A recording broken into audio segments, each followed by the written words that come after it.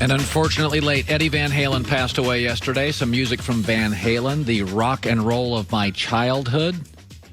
Spent 90 minutes yesterday smiling and listening on YouTube to old Van Halen. And I think a lot of guys my age did. Coolest guy in the coolest band for the longest time. Want to know what's really scary? Geico. It's Geico-ween. Get your insurance rates right now. Geico.com. See how much you could save on car insurance. Tristan Thompson has played for almost a decade in the NBA, and he got to 4 straight finals with LeBron, and he is kind enough and nice enough to join us. So I was watching last night, and boy, LeBron and Anthony Davis and Rondo, all those veteran dudes down the stretch, 6 minutes to go, are playing like grown man defense, and their body language changed. And this is why I love the NBA. When the veteran guys, Rondo, is not the same player he was 6 years ago, but he's playing real defense. And I want to ask you about LeBron, though. What is the difference between LeBron I watched last night and the LeBron you played with? Is there a difference to you?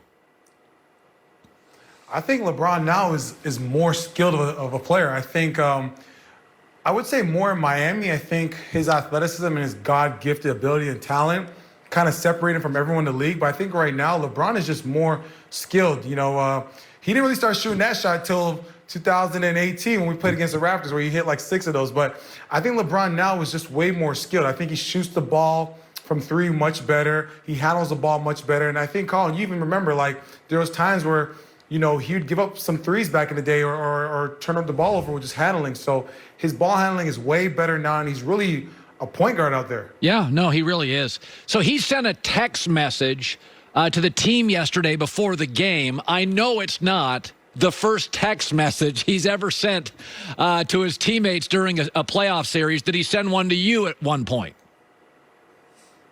Yeah, we actually got a text message after when we were down 3-1 in 2016 to Golden State. We won Game 3 in Cleveland, and then Game 4, Steph Curry and Klay Thompson kept running that 1-2 pick and roll, and literally we weren't able to make the adjustment. So we were down 3-1, and I think it was around like midnight, 12:30.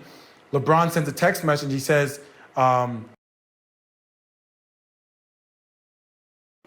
listen, I know we're down 3-1, but if you don't believe we can win this series, don't come on the plane the next morning, because we had to fly to San Fran. And sure enough, myself and JR, we used some words that are definitely not kid-friendly, but we said, believe, hell yeah, we're going to be there, because we believe we can win. And look what happened. Are you surprised at all? And I have been. My criticism all year has been, I know LeBron and AD are great, but this is a lot of old guys, past their prime, young guys, Kuzma, I don't always trust. But yet in this finals and in the conference finals, the role players, Rondo's defense last night I thought was sensational late. He's just a dog in these big moments. Have you been surprised at all by the play of the role players in the conference and now NBA finals, Tristan?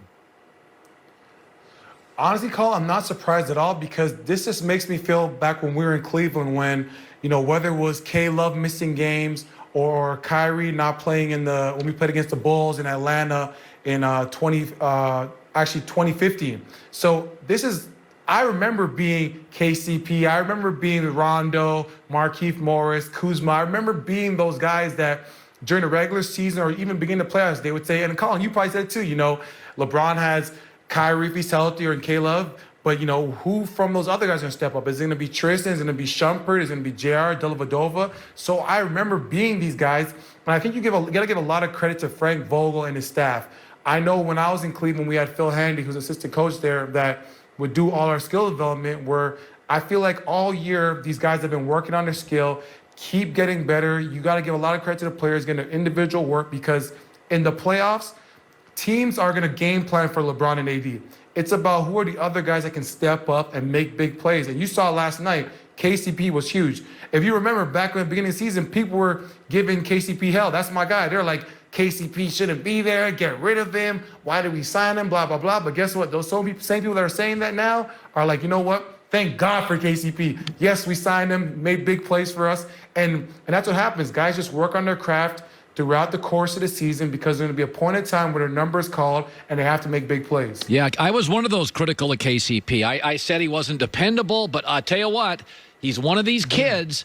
he does not shy away from taking shots. If LeBron gets him the rock, he will take that shot. And let me say, a lot of guys shrink. I've seen good players, like A players, shrink. KCP he does not shrink. He takes the big shot he did last night. And Danny Green's a little hot and cold, but I did think Rondo's defense late was great. So what do you think? It was huge. Yeah. What do you think this will do for if they win? They still have a game. They have to win another. What will it do for Anthony Davis's reputation if he has a title now? Yeah, I think, me and you were talking about it early in the playoffs where, you know, if you looked at, they even questioned AD's fourth quarter production. And I think for AD in this finals, I feel like it's the braids because once he got these braids going on, fourth quarter, he's blocking shots, he's attacking the rim, he's showing everyone, he's proving all the naysayers wrong. And me watching last night, honestly, it made me so happy. It felt like I was like his cousin or someone in his family that, you know, like, go out there and show everyone who you really are and what you can do because everyone questioned if he has it in the fourth quarter, can he make plays? But look what he did. Took the challenge of guarding Jimmy Butler, getting blocked shots, making plays on defensive end, making big shots, a jab step three with, you know, under a minute left. Those are big time player shots. Those are guys that are not afraid of the moment. So those are huge for AD, and I think it's going to change the whole narrative of how people view AD, and the kid's working. I'm so happy for him. Yeah, no, I think a lot of people are because I think he's a really well-liked guy in the league, but he's had some injury issues. It's interesting. Let's say they win. Avery Bradley opted out. I don't think LeBron was overwhelmingly happy with that. I don't know what's going to happen going forward, but it's not a big free agent year. It's not going to be a very good draft. Do you think, you know the way LeBron thinks. He's always tinkering. He's always tweaking. If they win the title, do you think we'll see the exact same Laker team next year? Will LeBron tinker a little bit? What do you think we'll see? What do you think he would need next year to be satisfied going into a season? Well, I think, you know, let's say they win. I think if I was LeBron, I think you look at your roster and you look at what you're going to go against next year.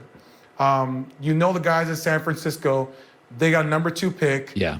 You know, they can trade it to get another dominant player. More than likely, they're going to try to get a big that can make plays, but also play hard on both ends of the floor. So you know they're coming in with that, with Draymond Green, Steph Curry, and Klay. So you got to kind of look at your Laker roster and say, okay, how can we match up with this Golden State team? Yes, you know what, we give a lot of credit to, you know, Clippers are great, but listen, you know, the Splash Brothers, you got to kind of form your team where you're able to match up well against them. So I think for LeBron, you know, I feel like they have the right guards, and Dwight Howard and JaVale McGee have done their part. I think if they're going to do any tweaks, it'll be very minor ones. I don't think it's going to be drastic where you're going to go in and grab a third star, especially with the cap and free agency. It's going to be tough, you know, because you're going to have to do a sign and trade, so there's a lot of logistics. So I think for LeBron, it's how can we tweak a couple things, maybe get another playmaker with Rondo or maybe some shooting.